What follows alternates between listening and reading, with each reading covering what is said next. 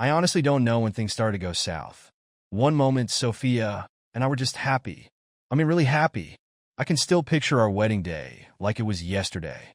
She was stunning in that dress, and I could hardly believe I was the lucky guy marrying her. Everything felt perfect, full of love and excitement, like those pictures everyone posts on social media to make their life look flawless. But the difference was back then it wasn't a facade. We didn't have to pretend. Those were the good days. That was years ago, and somewhere along the line, things started to change. Maybe it was my job taking more and more of my time, or maybe it was Sophia's promotion that kicked everything into gear. But before I knew it, we were barely talking anymore. I work in marketing, and yeah, it's a demanding job, but Sophia's job? It was on another level. She had this huge project to manage at her firm, and it consumed her. She'd be working late nights, coming home completely drained, hardly muttering a word before crashing in bed. I get it. Work can be exhausting. But this was different. We stopped making time for each other, even on weekends. She'd be off at some work event or hanging out with her friends. That's when Lily showed up in the picture. Lily was this loud, flashy woman Sophia met at work. You know the type. Always posting on Instagram about girls' nights out, showing off their picture-perfect life. She started dragging Sophia out more and more, and I couldn't stand it. It felt like we barely had any time for one another, and here she was off getting wasted with her coworkers like she was still in college. Before long, I started feeling like a stranger in my own home. The silence between us grew longer. And when we did talk, it was about nothing, just small talk. How was your day? Like I didn't already know the answer. Long, stressful, and distant. I missed her, but I had no idea how to make things right. I could feel her slipping away, and every time I tried to connect, it was like hitting a brick wall. She wasn't the same person, and honestly, neither was I. Then there was Jake, my old buddy from college. The kind of guy you grab a beer with to forget about everything. Jake's been through his own share of relationship messes, so he had that I told you so attitude about him. We'd meet up at this dive bar, and he'd joke about how Sophia was probably out having too much fun at work. I'd laugh it off like any guy would, but something about the way he said it stuck with me. Could she really be? Nah, I wouldn't let myself go there. After everything we'd been through, I couldn't believe she'd do something like that. At least, that's what I wanted to believe. Then came the real breaking point, this stupid argument we had over dinner with some friends. We were supposed to meet up with a couple we've known for years. You know, the kind of friends you don't see often. But when you do, it's like you pick up right where you left off. Well, Sophia totally forgot about it. Now, I get it, people forget stuff, but this wasn't the first time she'd put her work life ahead of our life together. I just lost it. I snapped and said something like, "Why even bother coming home if you're never here?" That's when she dropped the D word, divorce. Like it was no big deal. Just casually throwing it out there like we were talking about dinner plans. "Maybe we should just end it," she said, looking at me with this cold, empty expression, like she'd already made up her mind. And let me tell you, hearing that word hit me like a freight train. Sure, we'd fought before, but this felt different.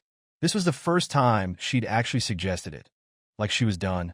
It messed me up, big time. That night, after the argument, I couldn't sleep. I kept replaying everything in my head, trying to figure out where it all went wrong. I suggested couples therapy. Honestly, I wasn't even sure I thought it would work, but I had to try. I couldn't just sit back and let her walk away without a fight.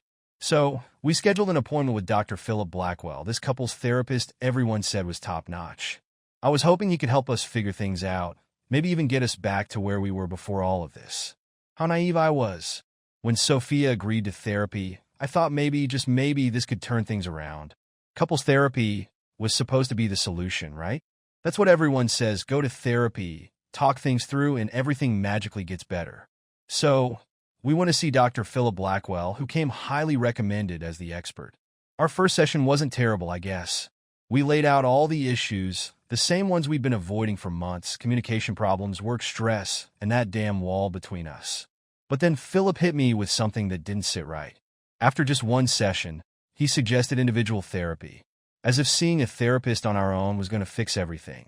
I mean, how in the world was splitting us up supposed to help? Sophia agreed without a second thought, and that set off alarms in my head.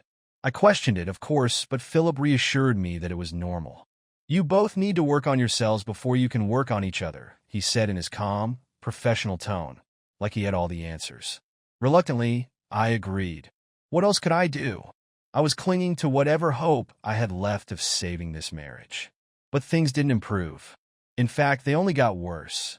Sophia started changing right in front of my eyes, and not for the better. She became more secretive, more distant. It was like she was living two separate lives. One with me at home, which was barely even there anymore, and the other somewhere else. I had no idea where. And the worst part? She stopped telling me anything. She used to share everything, even the little stuff like office gossip or what Lily had done on their nights out. Now nothing. Instead, her social media was flooded with pictures of her out with her friends, laughing, having fun. But none of that fun seemed to include me. It wasn't like we were spending more time together either. If anything, she was home less and less. When I'd ask about her day, about work, she'd just shrug me off. It's fine, she'd say. Or, same old, same old. That was it. I wasn't even worth a real conversation anymore. Then came the first real red flag. It all started with a receipt I found in Sophia's purse. It was from some fancy restaurant, one I'd never even heard of before. Not the kind of place we ever went to. In fact, we hadn't gone out to a nice dinner in months. When I asked her about it, she just brushed it off like it was no big deal. Oh, it was just a work dinner, she said, like I was some kind of fool who wouldn't question it. But something didn't sit right with me. Lucas. The name kept popping into my head. I knew he was a colleague of hers, someone she worked closely with on that big project she was managing. I didn't like the guy, even though I'd never met him. His name always came up in passing, but there were never any details. That only made me more suspicious. The thought of her spending more time with him than with me started eating at me. So yeah, I did something I'm not proud of. I installed a tracking app on her phone. I figured if she wasn't going to be open with me, I'd find out the truth myself. What other choice did I have? She sure wasn't giving me a reason to trust her. But the app didn't show me anything. No strange locations, no late-night visits to suspicious places. But instead of easing my mind, it just made me more paranoid.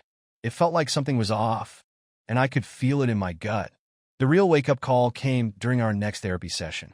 I thought maybe this time things would be different. Maybe Philip would help us communicate better, or at least get Sophia to open up a little. But before we even got started, it all went downhill. We were both on edge that day.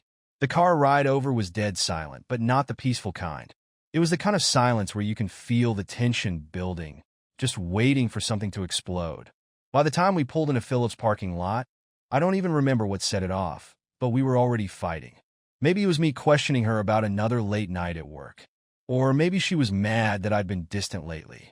Who knows? But before we even got out of the car, it escalated. You think everything's my fault, don't you? She snapped at me, her voice cold as ice. You never look at yourself, do you? I stared at her, feeling my frustration boil over. How am I supposed to look at myself when you don't even give me a chance to fix anything? You're always gone, Sophia. Always. And when you are home, it's like you're not even here. Oh, so now I'm the one who's never here? She shot back, her face twisted with anger. Maybe if you weren't so obsessed with your work, we'd actually have something to talk about. I couldn't help but laugh, but it wasn't because anything was funny. That's rich coming from you. You're never home, always out with Lily or working late. What the hell are you really doing, Sophia? She glared at me, her eyes as cold as ice. For a second, I thought she was going to say something that would blow the whole thing wide open. But she didn't. Instead, she just shook her head, slammed the door shut, and walked off. We didn't even make it inside the building. I sat there for a while, watching her storm off, knowing deep down that something had changed. Something was broken, and I couldn't fix it. That was the moment I knew, deep down, that I couldn't trust her anymore. Something was seriously wrong, and the feeling that she was hiding something big never left me. The tension only grew after that. Every little thing she did, every phone call, every late night, was enough to send my mind spiraling. She just seemed to drift further and further away, like she was already halfway out the door. You know that feeling when something's gnawing at you, but you can't shake it off no matter how hard you try? That's how I felt for weeks, maybe even months, after I installed that tracking app on her phone. I thought it would give me answers, clear my mind, maybe even confirm or deny what I already suspected. But it didn't. There was nothing. No strange places, no late-night trips to places I didn't recognize. She was always where she said she'd be. Work, friends, errands. On the surface, everything seemed fine. But it wasn't. The doubt was there, creeping under my skin every single day. I couldn't shake the feeling that something was going on, especially with Lucas. I didn't know him, but I'd heard enough to know they were working too closely together.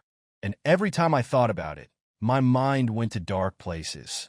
Were they laughing together the way she used to laugh with me? Did they grab drinks after work and get too comfortable? And then there was that night. She came home late, smelling like perfume and alcohol. She said she was just out with Lily. But I couldn't help but wonder, was that really all? Every time I asked myself that question, it felt like someone was turning a screw in my head, slowly driving me mad. I kept replaying their interactions in my mind, overanalyzing every mention of his name, every text I saw on her phone. The thing was, I never found anything solid. Just little things, small, subtle things. But sometimes, that's all it takes to send you spiraling. I tried to keep it together, but it wasn't working. I was falling apart, and Sophia could see it. How could she not? I wasn't sleeping, barely eating, and whenever we were in the same room, the tension was unbearable. Even when I wasn't accusing her outright, the silence between us was suffocating. She'd sit there, scrolling through her phone, barely acknowledging my presence. And I'd sit across from her, wondering where she'd been, who she was really texting. Then came that night. The night I decided to follow her. It wasn't planned. I didn't wake up that morning thinking I'd become the kind of guy who stalks his wife. But I couldn't help myself. She was staying late again, working on some urgent project with Lucas. I don't know what happened, but I grabbed my keys, got in the car, and drove to her office. I parked a little ways down the street, just far enough so she wouldn't see me, but close enough to keep an eye on the building. I sat there for what felt like an eternity, watching the building. The lights in her office were still on, and shadows flickered by the window every so often. I couldn't stop wondering if one of those shadows was Lucas. And if it was, what the hell was he doing in there with her? Eventually, I saw her. Sophia walked out alone and headed for her car. I thought I might finally be in the clear, but out of nowhere, she turned her head and locked eyes with me. I have no idea how she saw me from that far away, but she did. I froze, like a deer caught in the headlights. For a second, I thought about driving away, pretending it wasn't me, but it was too late. She knew. She marched toward me, her face twisted in a mix of fury and disbelief. "What are you doing here, Daniel?" she demanded, her voice sharp enough to cut through the night. I opened my mouth, trying to come up with an excuse, but nothing came out. She already knew what I was doing. "You're following me now?" she said, a bitter laugh escaping her lips. "Is that really what you've become? You're stalking me?" I wanted to say something, anything, but I couldn't. I just stood there, dumbfounded. She didn't wait for a response. "You don't trust me, do you?" Her voice was almost mocking now, full of venom. "You've been acting paranoid for weeks, Daniel. I can feel it. You don't believe a word I say anymore. What's really going on in your head?" I stood there, frozen. I could feel the pressure building in my chest, but the words wouldn't come. Of course, I thought she was cheating. How could I not? Every time she was late, every time her phone buzzed and she didn't pick it up, every time she seemed so distant. How could I not think that? But I couldn't bring myself to admit it. She didn't wait for me to speak. She turned and headed toward her car without another word. Before getting in, she shot one last comment over her shoulder. "Need help?" she called out before starting the engine and driving off, leaving me standing there in the cold, humiliated, and feeling like the biggest fool in the world. That moment, that argument was the start of the end, and we both knew it. From that point on, things got worse. I didn't even think it was possible, but it did. She shut me out completely. When she was home, it felt like we were strangers, walking around each other, never acknowledging the other's presence. I couldn't stand it. I couldn't live in this constant cloud of uncertainty. But I didn't know what else to do. I stopped sleeping. Every night, I'd lie awake, staring at the ceiling, my mind racing, imagining her lies, wondering what she was doing when she wasn't with me. It was tearing me apart. Eventually, I couldn't keep it to myself any longer. I finally talked to Jake. I told him everything, my suspicions, my fears. He wasn't shocked. In fact, he seemed to know all along. "Man," he said one night over beers, "you're losing it. If you really want to know what's going on, stop messing around with that tracking app. Hire someone who knows what they're doing. Get a private investigator. If there's something to find, they'll find it." At first, I thought he was joking. A private investigator? That sounded like something out of a cheesy detective movie. But the more I thought about it, the more sense it made. I couldn't keep living in this limbo, waiting for something bad to happen. I needed answers. So, I did it. I called up a private investigator named Ryan, the guy Jake recommended. I was nervous as hell making that call. It felt like I was crossing a line I could never uncross. But once the call was made, there was no turning back. Ryan didn't ask too many questions. He just said he'd get started and let me know when he had something. After that, I waited. It felt like the longest wait of my life. The day Ryan called me, my stomach dropped to my knees. Weeks had gone by. Weeks of sleepless nights, constantly wondering if my fears were true, and a tiny part of me still hoping I was wrong. But when I heard Ryan's voice on the phone, I knew something bad was coming. "I've got something for you, Daniel," he said, his voice calm, professional. Like he'd done this hundreds of times. "You might want to sit down for this," he added. I didn't sit down. I stood there, phone to my ear, bracing myself for whatever he was about to say. "I've been following Sophia," he said. "I've got some footage you need to see." "Is it Lucas?" I asked, my heart racing. I had built up this entire image of her and Lucas sneaking around behind my back. But Ryan hesitated before answering, and that hesitation told me everything I needed to know. "It's not Lucas," he said slowly. "It's Ethan, your therapist, Dr. Ethan Blackwell." For a moment, I couldn't process it. My brain refused to accept what he was saying. Ethan? The guy I trusted to fix my marriage? The guy I brought in to help us? No. I shook my head, even though I knew Ryan couldn't see it. "That's not possible," I whispered. "It can't be." "I'm sorry, Daniel," Ryan said, his voice soft but firm. "I've got the footage. I'll send it over." And that's when everything I thought I knew fell apart. The one person I had trusted to help me, to fix my marriage, was the one who'd torn it apart. The guy who had been counseling us, who I thought was on my side, had been seeing Sophia behind my back. And I was the one who handed her to him. When the footage came through, I couldn't watch it at first. I just stood there, staring at my phone, knowing that what I was about to see would change everything. But I couldn't avoid it forever. I pressed play. The video was grainy, taken from a distance, but there was no mistaking it. Sophia and Ethan, standing outside his office, locked in an embrace that quickly turned into something far more intimate.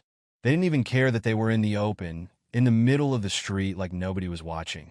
The place where I had poured my heart out, the same therapy sessions where I tried desperately to save my marriage, was now the very place they were using to destroy it. I watched the video in stunned silence, my blood boiling with every second. By the time it ended, I was shaking. How long had this been going on? Had it started from the very beginning? Was every word that came out of Ethan's mouth just a lie designed to manipulate me, to keep me blind while he betrayed me and my wife? I wanted to scream. I wanted to smash something, to hit someone, but more than anything, I wanted revenge. At first, I thought about going the legal route. I could use the footage, take it to court, and make sure I came out on top. Sophia wouldn't get a dime. She would be left with nothing.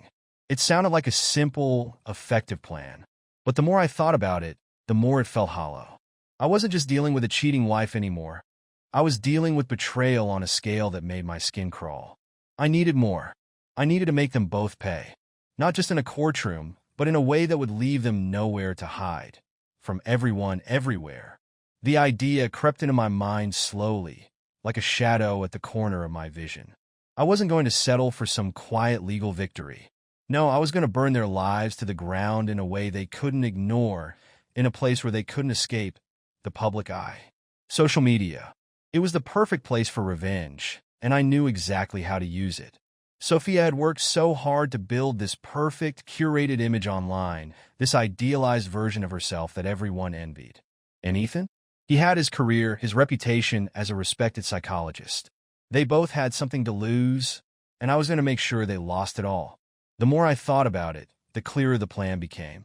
It was like I was already moving through it in my mind, everything falling into place, piece by piece. I started collecting everything I had. The video from Ryan, the text I'd seen on Sophia's phone, the photos from her nights out with Lily. I was ready. I wasn't just going to take them down. I was going to humiliate them, expose them for the frauds they were. Sophia wasn't just a cheating wife. She was a liar, a faker. And Ethan? He was a disgrace, a therapist, crossing every professional boundary to sleep with his patient. People needed to know the truth, and I was going to be the one to tell them. But I wasn't stupid. I knew I had to be careful. If I moved too quickly, it could all backfire. I needed to make sure everything was perfect before I made my move. So I took my time. I meticulously pieced together how this would all unfold, making sure every detail was in place. Day by day, the plan became clearer. The end game was in sight, and I knew exactly how to get there. This wasn't just about getting even. It wasn't even about making them regret it. This was about destroying everything they had built. They were going to pay for what they'd done to me. I wasn't going to half-ass this. I was going to do it right. The first step was simple: Sophia's social media accounts. I'd known her passwords for years, back when we were still in a good place, before everything fell apart. She'd let me log in when she was busy, trusting me with her stuff. I guess she never thought to change them. Big mistake. Accessing her profiles was easy. I spent days scrolling through her posts, reading her messages, seeing how she had worked so hard to maintain the perfect facade. Smiling photos with friends, captions about girl power, and living her best life. If only she knew I had spent enough time in marketing to understand how to manipulate an audience. I knew exactly how to create a narrative that would spread, how to make the truth go viral. And that's exactly what I did. I waited for the perfect moment, when she wasn't around and wouldn't notice what was happening until it was too late. Then, with a few clicks, I uploaded the video. The one Ryan had sent me. The one with Sophia and Ethan. The one that would expose them both. The caption was the final touch. I have to confess, I've been hiding this for a long time. This is who I really am. It was brutal, raw, and just vague enough to make it look like she had written it herself in a moment of desperation. I hit post, and within minutes, the floodgates opened. Comments poured in. People couldn't believe what they were seeing. Friends, co-workers, even her family, everyone who thought they knew Sophia. Watch her perfect little world come crashing down. Some were shocked, others disgusted. But the overwhelming response was betrayal. The Sophia they admired, envied, was gone, replaced by the real version of her. The one who'd been hiding behind a mask for so long. It didn't take long for her to notice. I'm sure her phone blew up with notifications because, within minutes, the video was deleted. But the damage had already been done. Once something like that hits the internet, there's no taking it back. Screenshots were already circulating. The video was downloaded, shared in group chats, posted on other platforms. I just sat back, watching it all unfold, watching her life fall apart. She called me almost immediately. My phone lit up with her name over and over again. I didn't answer. What was there to say? She'd had her chance. She could have been honest with me. She could have come clean. But instead, she chose to lie, to betray me. Now, she was paying the price. The messages started flooding in next. The typical apologies. Daniel, please, I can explain. It's not what it looks like. Yeah, right. When I didn't respond, she turned to anger. You bastard. You had no right to do this. You've ruined me. Like I was the one who did this to her. Like she wasn't the one who had destroyed everything first. I ignored them all. She didn't deserve a response. Every time her name flashed on my screen, I felt a sick satisfaction. This was what she deserved. This was what they both deserved. But it wasn't just Sophia. While she was falling apart, Jake was working on the other end, making sure Ethan got his due. Jake wasn't just a guy I'd occasionally meet for a drink. He was a journalist, and more importantly, he had connections. When I told him about the affair, he didn't hesitate for a second. He dove right in, digging into Ethan's background, and it didn't take long for him to find more dirt. Turns out, Sophia wasn't the first patient Ethan had crossed the line with. There were rumors, whispers of other inappropriate relationships he'd had, but nothing had ever stuck. Not until now. Jake's article hit hard. It wasn't just about the affair. It was a deep dive into Ethan's entire career, exposing a pattern of unethical behavior, predatory actions, and lies. And with the video of him and Sophia circulating everywhere, there was no way Ethan could deny it. The online reactions were instant, comments flooding in, shares going viral. People pounced on every detail, tearing apart the facade Ethan had so carefully built. Soon enough, Ethan's name was everywhere, but not in a good way. Within days, his practice was in full-blown crisis. Patients were canceling appointments left and right. Online reviews poured in, calling him a predator, a disgrace to his profession. The public had made its judgment, and his career was finished. But Sophia? She wasn't faring much better. Word traveled fast at her workplace, and by the time she walked in the door, everyone already knew. She became the subject of endless whispers, side-eye glances in meetings, and jokes behind her back. Her reputation at work was destroyed, and I knew it wouldn't be long before she lost her job too. She kept reaching out, though, sending me a barrage of messages, long, desperate apologies, trying to explain herself. She claimed she never meant for any of this to happen, that she still loved me, that it was all just a mistake. But it didn't matter anymore. I wasn't interested in what she had to say. She was only sorry because she got caught. And honestly, I felt a strange sense of relief. For the first time in a long time, I wasn't the one wondering what was happening behind my back. Now, it was them, Ethan and Sophia, who were lying awake at night, having to face the consequences of their actions. That felt like the real victory. Filing for divorce wasn't a big, emotional showdown like in the movies. There were no heated confrontations or tearful goodbyes. It was just a simple next step in the game Sophia had already started. The moment she chose to betray me, she set this in motion. I walked into the lawyer's office, handed over the evidence, the video, the text, the screenshots, and let the legal system take care of the rest. Honestly, the process itself was smooth, far smoother than I ever expected, considering the chaos of everything leading up to it. Sophia knew she didn't have a leg to stand on.